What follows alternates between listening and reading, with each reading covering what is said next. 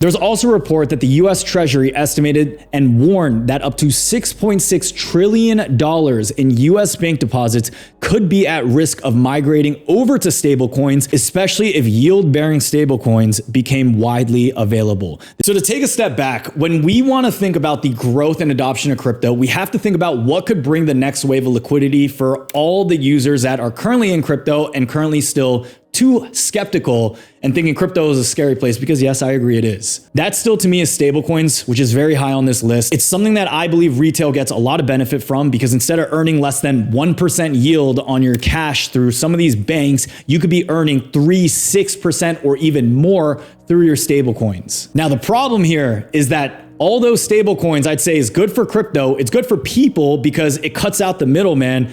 It ain't good for banks. And as most of y'all know, when you threaten the mafia, you could run into some trouble. If you guys remember a few years back, there were many people who were taking their withdrawals out of banks like First Republic Bank and some of these banks from Silicon Valley. Oftentimes, banks do not hold one-to-one of their own cash reserves because they know they have the government that they can rely on, but also it's within their business where they got to lend out their money for them to make money and make a profit. The problem right now with the whole banking world is that you have millions of employees, you have a bunch of brick and mortar stores that eat into the same yield that would get passed on to consumers. Now, I don't think bank accounts are ever going to disappear. They're going to work in conjunction with the growing future. But let's not dismiss all the new developments that we're seeing right now with AI. Let's not dismiss agents being created, and that the fact the next 5 to 10 years of our life is going to look completely different, and I'd argue a bigger technological change than we've ever seen in the history of mankind. Some of the biggest institutions and companies in the world are taking their next step in acquiring other